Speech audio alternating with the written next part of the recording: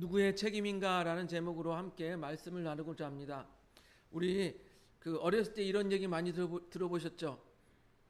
쟤는 누구 닮아서 이렇게 공부를 못해? 들어보셨나요?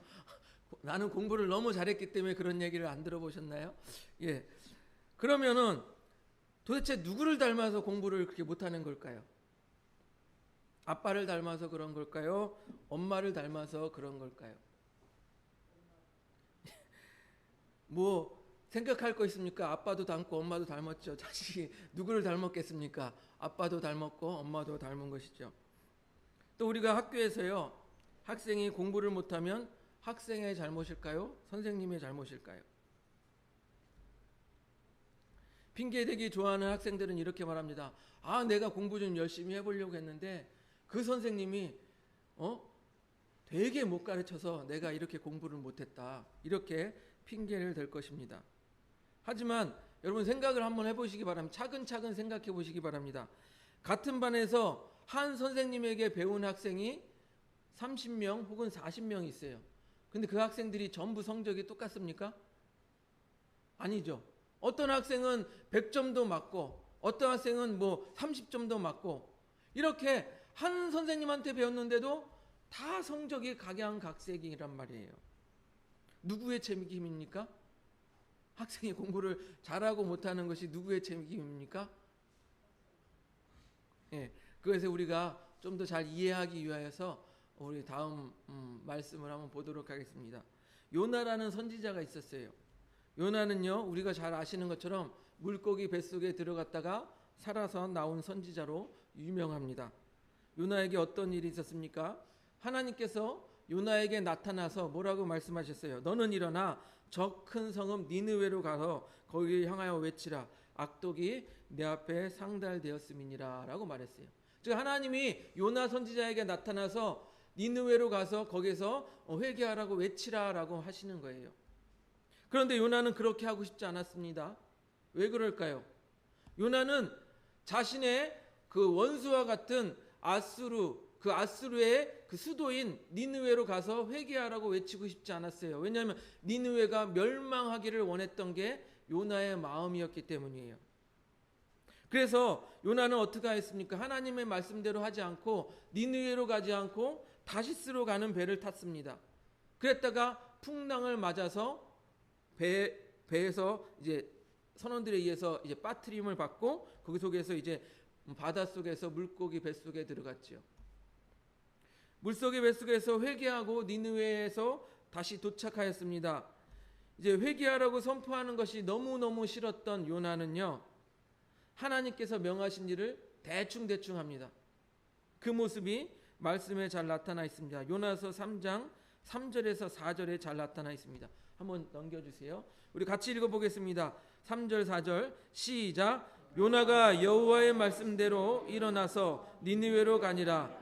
니느웨는 사흘 동안 걸을 만큼 하나님 앞에 큰 성읍이더라. 요나가 그 성읍에 들어가서 하루 동안 다니며 외쳐 이르되 40일을 지나면 니느웨가 무너지리라 하였더니, 니느웨가 얼마나 크대요? 사흘 동안 걸을 만한 크기의 성읍이래요. 그런데 요나가 얼마 만에 외쳤다고요?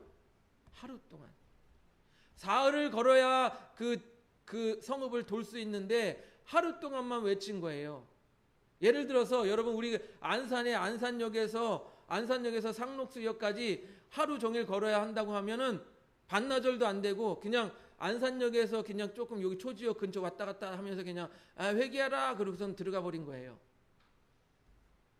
그렇게 대충 외친 거예요. 그런데 대충 외쳤는데 놀라운 일이 일어납니다. 요나서 3장 5절을 보겠습니다. 5절 넘겨주세요. 같이 읽습니다. 시작. 니느웨 사람들이 하나님을 믿고 금식을 선포하고 높고 낮은 자를 막론하고 굵은 베옷을 입은지라. 아니 대충 외쳤는데도 니느웨 사람들이 회개하고 돌아온 거예요. 여기서 우리는 무엇을 발견할 수 있습니까? 하나님의 말씀을 전하는 사람보다 하나님의 말씀을 듣는 사람이 더 중요하구나. 이걸 깨달을 수 있어야 됩니다. 요나는 분명 너무너무 외치기 싫어서 대충 외쳤는데도 듣는 사람들이 그 말씀을 듣고 회개하였다라는 거예요. 또 오순절에 베드로의 설교를 들은 사람들을 한번 보기를 원합니다. 그들의 반응이 어땠습니까? 우리 사도행전 2장 37절을 보겠습니다. 넘겨주세요. 같이 읽습니다. 사도행전 2장 37절 시작. 그들이 말을 듣고 마음에 찔려 베드로와 다른 사도들에게 물어 이르되 형제들아 우리가 어찌할꼬 하거늘. 베드로의 설교를 들은 사람들은 마음에 찔려서 우리가 어찌할꼬 합니다. 이 말은 무엇이냐면 우리가 어떻게 해야 이 죄악에서 벗어나 구원받을 수 있습니까? 하는 거예요. 그래서 베드로의 설교를 들은 유대인들은요, 마음이 찔려서 베드로에게 우리가 어찌할꼬 하고 방법을 묻습니다. 그랬더니 베드로가 뭐라고 말합니까? 너희가 회개하고 예수 그리스도의 이름으로 세례를 받고 성령을 받아라. 즉 구원받아라. 그런데요, 반면에 스데반의 설교를 들은 사람들은 어떻게 반응하는지 보세요. 우리 한번 보겠습니다. 사도행전 7장 54절. 사도행전 7장 54절 보겠습니다. 같이 읽습니다. 시작. 그들이 이 말을 듣고 마음에 찔려 그를 향하여 이를 갈거든. 이 스데반 집사님의 설교를 들은 사람들은, 유대인들은 마음에 찔렸는데 반대로 반응을 하는 거예요. 저 인간 우리를 열받게 해서 어떻게 죽일까? 이렇게 고민한 거예요. 이를 갈며 스데반 집사를 어떻게 죽일까 고민하다가 돌로 쳐서 스데반 집사를 죽이는 거예요. 여러분 생각해 보세요. 베드로의 설교를 들은 사람들의 반응과 스데반 집사님의 설교를 들은 사람들의 반응이 완전히 다르다는 거예요. 그 구절들을 읽어보면 내용은 비슷비슷해요. 하나님 어떻게 구원 역사를 일으켰고 예수 그리스도를 어떻게 보내주셨고 예수 그리스도가 우리에게 어떤 존재인지 그 내용은 비슷비슷해요. 그러나 베드로의 설교를 들은 사람들은 회개하여서 구원을 받았고 성령을 받았고, 스데반 집사님의 설교를 들은 사람들은 이를 갈면서 스데반 집사님을 죽이고 믿지 않았다라는 거예요.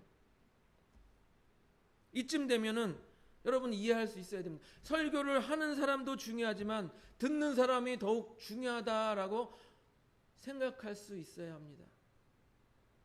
이러한 관점에서 오늘 본문 말씀은 우리에게 중요한 영적인 원리를 이야기해 줍니다. 무엇이냐면요, 이 에스겔서는 BC 586년, 예수님이 태어나시기 전에 586년 전에 예루살렘의 함락을 기점으로 해서 함락 전에는 주로 심판에 관련된 예언이 담겨져 있고 그 이후에는 주로 회복에 관련된 예언이 담겨져 있습니다. 그 중에 오늘 본문은요, 민족의 파수꾼으로서 책임을 맡은 이 에스겔의 그 책임에 대해서 말씀하고 있는 장면이에요. 우리 에스겔서 33장 7절을 다시 한번 봅니다. 넘겨주세요. 33장 7절 우리 같이 읽어보겠습니다. 시작. 인자야 내가 너를 이스라엘 족속의 파수꾼으로 삼음이 이와 같으니라. 그런즉 너는 내 입의 말을 듣고 나를 대신하여 그들에게 경고할지로다. 아멘. 에스겔을요, 하나님께서 이스라엘의 파수꾼으로 삼았다라고 말씀하시고 그리고 뭐라고 합니까? 말씀, 경고의 말씀을 전해라라고 하고 있습니다.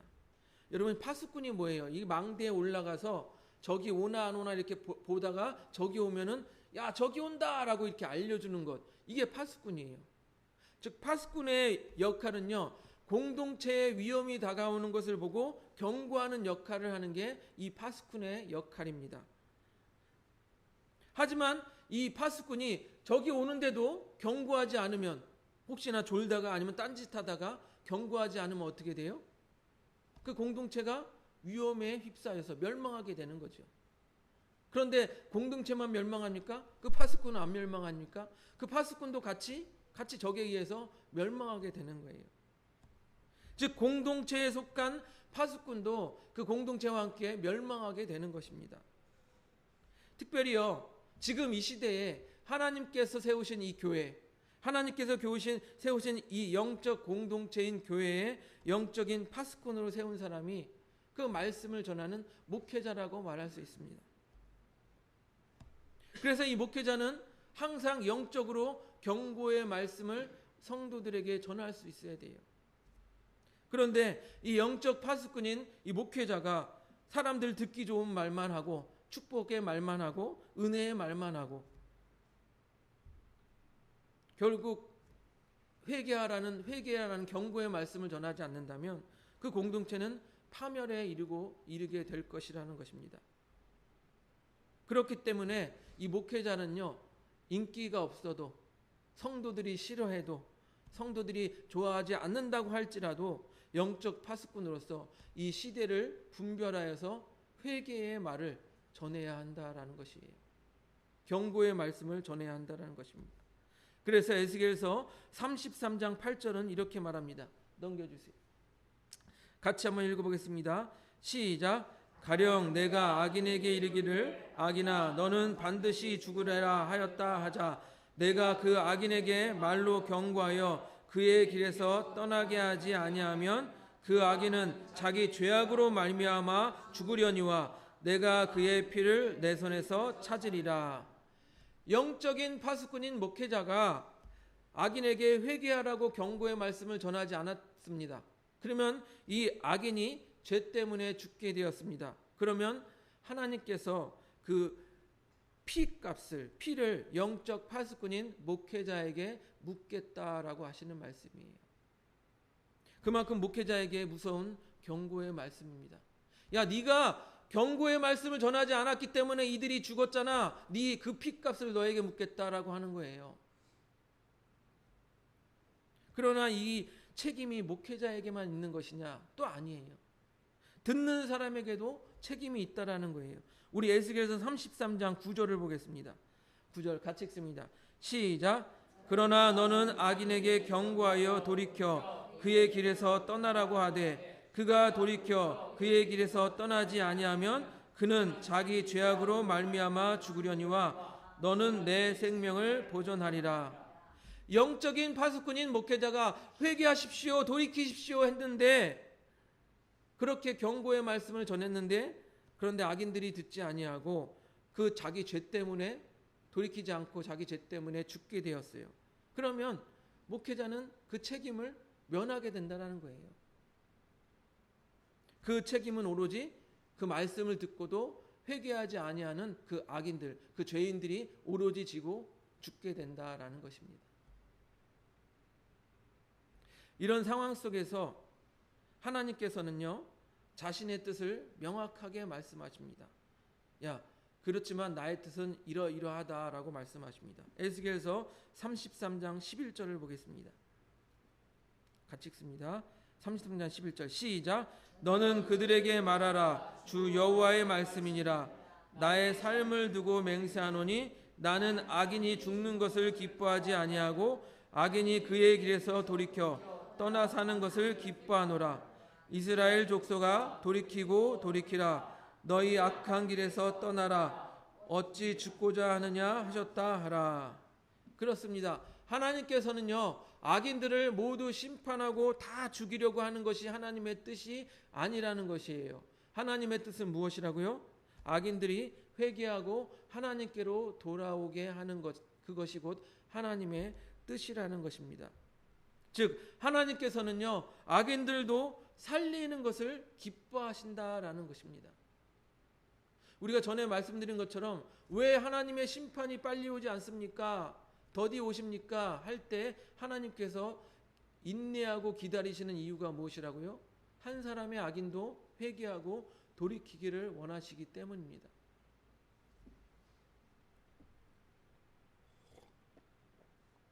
그렇다면 이 세상에서 하나님을 믿지 않고 멸망길로 가는 사람들의 책임이 누구에게 있습니까? 또한 교회 안에서 자기는 믿는다고 말하지만 실상은 자신의 죄를 회개하지도 아니하고 죄를 가지고 있던 옛날의 모습을 버리지 못하고 있는 사람들, 그런 사람들의 책임은 누구에게 있습니까? 하나님께서는요, 한 사람의 악인도 회개하고 돌아오기를 원하시는데, 하나님께서는요, 악인도 돌아오는 것을 기뻐하시는데, 아직도 이 세상에는 악인들이 많다라는 거예요. 아직도 이 세상에는요, 하나님을 믿지 않고 하나님을 거부하는 사람들이 많다라는 거예요. 아직도요, 교회 안에서도요, 자신의 죄의 문제를 해결하지 못하고 구원받은 것을 믿지도 못하고 알지도 못하고 구원의 확신도 없고 그렇게 교회 생활하는 사람들이 많다라는 거예요. 그 문제의 책임이 누구에게 있습니까? 누구에게 있을까요? 목회자에게 있나요? 물론 오늘 말씀처럼 목회자는 회개하라고 하는 경고의 말씀, 악에서 떠나라고 하는 경고의 말씀을 잘 전해야 할 책임이 있습니다. 사람들이 듣기 좋아하는 말만 하는 목회자는 그 회개하지 않는 사람들에 대한 책임을 져야 합니다. 하지만 회개하라는 하나님의 말씀을 잘 전했음에도 불구하고 회개하지 않는 사람들에 대한 책임이 누구에게 있습니까? 바로 본인들, 자신들에게 있는 거예요. 여러분, 말씀을 들렸어요. 가슴에 찔렸어요. 그러면은 어떻게 반응해야 돼요? 회개해야 되는데 아까 스데반 집사의 말씀을 들었던 사람들처럼 오히려 목사가 나를 까는 거야? 그러면서 오히려 화를 내. 그러면 스데반 집사의 말을 들은 사람과 뭐가 다릅니까?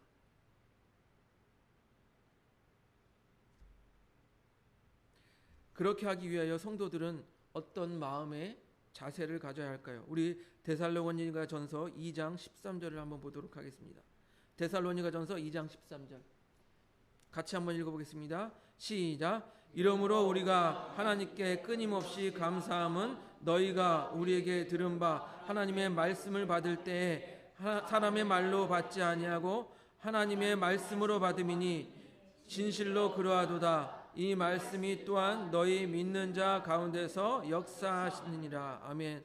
하나님의 말씀을 받을 때에 사람의 말로 받지 아니하고 하나님의 말씀으로 받으라라는 거예요. 그러면 그 말씀이 역사한다라는 거예요. 사도들이 말씀을 막 전했는데 그 말씀을 들을 때 저 인간이 뭐라고 말하나 들어보자. 그게 아니라 하나님의 말씀으로 받는다라는 거예요.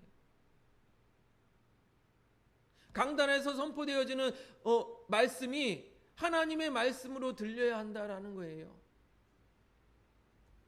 또 볼까요? 베드로전서 2장 2절 넘겨줘 보세요.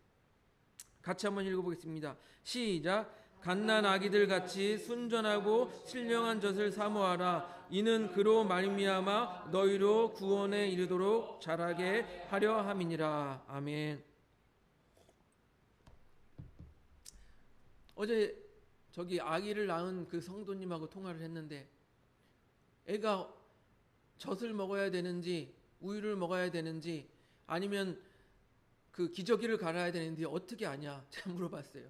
그랬더니 이렇게 말하더라고요. 아기 앞에 손가락을 이렇게 대면은 이렇게 쪽쪽쪽 빨려고 하면 그때 우유 먹으려고 하는 거다. 그 모습이에요. 아기가 엄마의 젖을 사모하듯이 그렇게 말씀을 사모하라는 거예요. 신령한 젖을 사모하는 마음으로 말씀을 받으라라는 거예요. 그러면 어떻게 된다고요? 구원에 이르도록 자란다라고 말씀하고 있습니다. 그렇게 우리가 말씀을 대하는 자세, 하나님의 말씀으로 받고 아기가 젖을 자기가 자라나야 되잖아요. 자라나기 위해서 젖을 사모하듯이 그렇게 말씀을 사모하면 구원에 이르도록 자란다라고 말씀하고 있지 않습니까? 말씀을 들을 때 하나님의 말씀으로 여기며 깊이 사모하여 구원에 이르도록 자라나시는 우리 하늘봄교회 성도님 되시기를 주님의 이름으로 축복드립니다.